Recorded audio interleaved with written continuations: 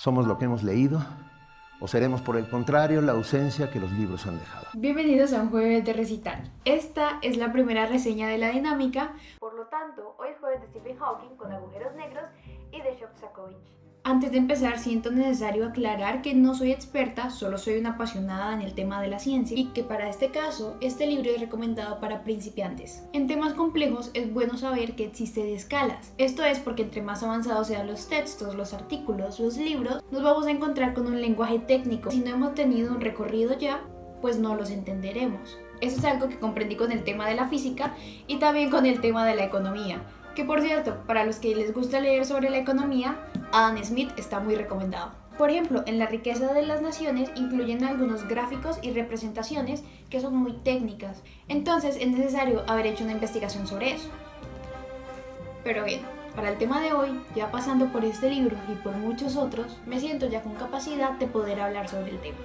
Este libro nos acerca de una manera sencilla y cautivadora a la ciencia. Agujeros Negros, de la editorial Crítica y con tema de ciencia en cosmología, tiene solo 112 páginas, lo cual lo hace muy corto. Es de la colección Dracontos y tiene ilustraciones tan precisas que creo que las voy a utilizar en este video. Aquí se explica de manera accesible para todos un tema tan complicado como son los agujeros negros. El esfuerzo por alcanzar una audiencia tan amplia es algo que siempre caracterizó a Stephen Hawking. Algunos de sus colegas creían que las teorías que Hawking planteaba no iban a ser entendidas por la complejidad del tema. Pero este científico, que además ha sido uno de los mejores escritores para explicar toda su teoría, encontró la forma de hacerlo comprensible.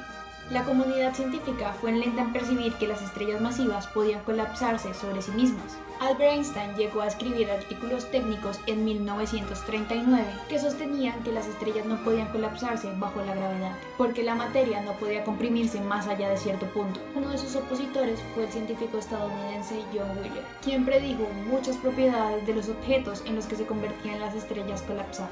Esto es de los agujeros negros. Sin embargo, las estrellas agotan su combustible nuclear, se contraen y en algunos casos son capaces de mantenerse como estrella, y es lo que conocemos como enana blanca, uno de los objetos más densos del universo, y en la clasificación de las estrellas son realmente pequeños. Ello implica que carece de la fuerza gravitatoria necesaria para colapsarse por completo.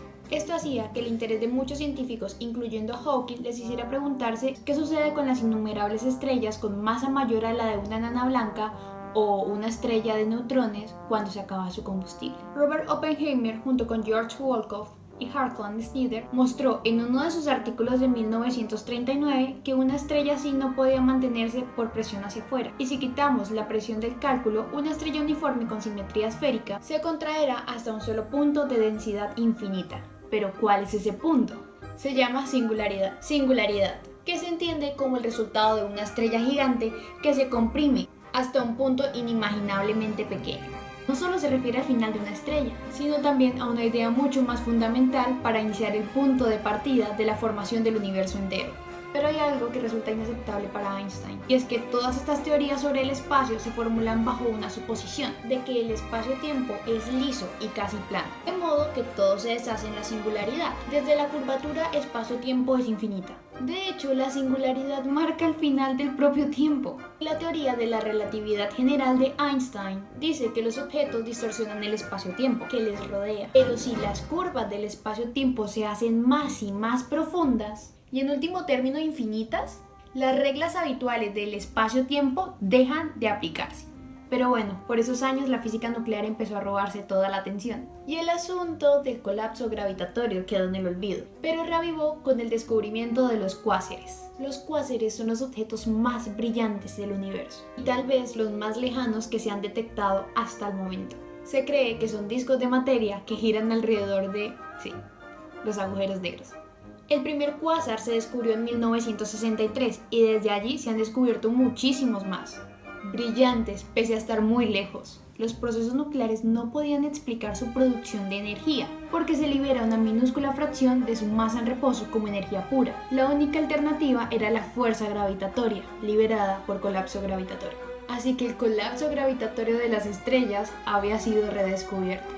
Las ecuaciones de Einstein que no funcionaban en la singularidad implicó que en ese punto de densidad infinita no se puede predecir el futuro, lo que significa a su vez que algo extraño puede ocurrir cada vez que colapse una estrella, y esto no nos afectaría si las singularidades estuviesen desnudas.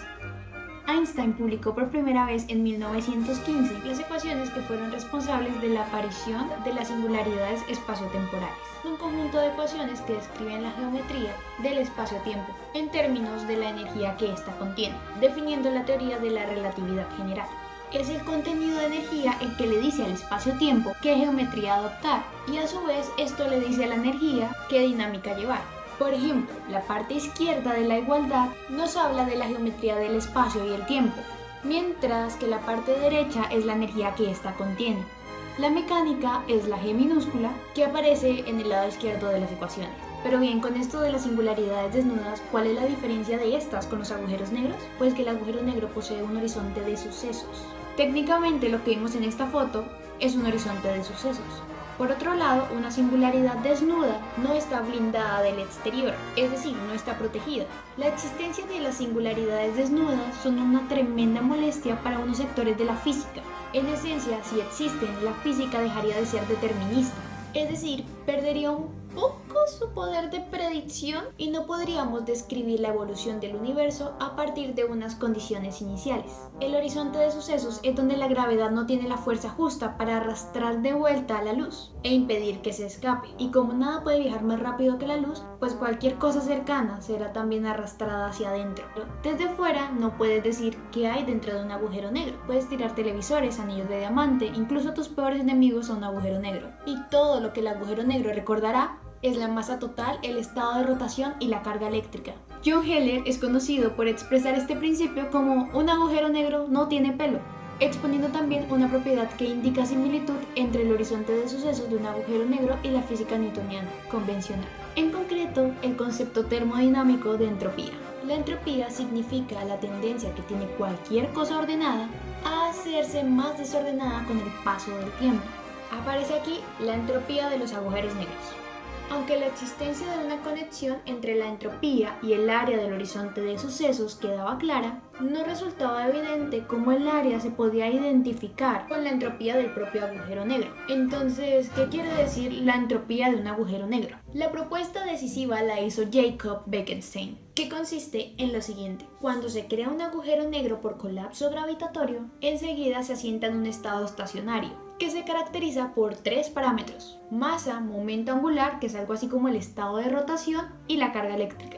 Aparte de estas tres propiedades, como se dijo anteriormente, el agujero negro no retiene ninguna otra información del elemento colapsado. Los científicos sabían de la existencia de los agujeros negros porque estos desgarraban a las estrellas que se acercaban demasiado a ellos, y porque pueden enviar temblores por el espacio. Fue una colisión entre dos agujeros negros hace más de 1000 millones de años lo que hizo que se dispararan las conocidas ondas gravitatorias. Ahora vamos a la termodinámica de agujeros negros. A principios de los 70, Jacob Bekenstein empezó a preguntarse por ellos desde el punto de vista termodinámico. Todo lo que caía dentro de uno desaparecía y no podía volver a salir. ¿Qué pasaba con la entropía?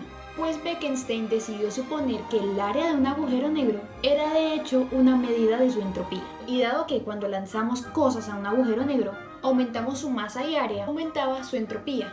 Así la termodinámica se quedaba a salvo. La radiación de Hawking. Inmediatamente surgió un contraargumento a la conjetura de Bekenstein, de que si el agujero negro tenía energía y entropía, entonces necesariamente tenía que tener temperatura, y que si tenía temperatura y estaba en contacto del universo, debería radiar de forma acorde a la ley del equilibrio térmico, que dice que dos cuerpos en contacto térmico deben acabar teniendo la misma temperatura. Pero los agujeros negros no podían radiar nada según la relatividad general, pues ¿cómo podrían hacerlo si su velocidad de escape es superior a la de la luz? Después se llegó a la conclusión de que en realidad la temperatura no iba a ser un contraargumento, sino una nueva predicción teórica. Y aquí obtenemos el teorema de Boole, que hace una identificación entre aceleración A y temperatura T, dado que lo que un observador percibe como vacío es un estado térmico de partículas que para otro que lo vea con aceleración relativa, podría ser perfectamente que el horizonte de un agujero negro tuviese temperatura en tanto que las partículas sobre él padecieran aceleración. Por otra parte, esta es la ecuación de la aceleración percibida por la proximidad de cuerpos cayendo a una masa,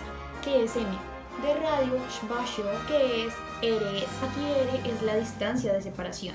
Por último, nos habla de que los agujeros negros no son tan negros como nos los pintan, ya que puede ser una salida a lo que probablemente sería otro universo. Realmente este libro es muy entretenido, es muy rápido de leer y también está muy bien explicado. Se encuentran expuestas partes de la conferencia de la RAID de la BBC, donde Stephen Hawking ha afrontado el reto de resumir una vida de descubrimiento sobre los agujeros negros en 2 charlas de 15 minutos. Y para aquellos lectores que se sienten curiosos, pero perplejos o cautivados por la ciencia, pero también un poquito nerviosos por empezar el tema, David Schuckman, quien también ha hecho la introducción, hace algunas anotaciones para facilitar el entendimiento. Muchas gracias por ver este video, espero que el próximo sea una continuación de la serie La política, el encanto de lo importante. Este libro más que recomendado. Buen día, amigos.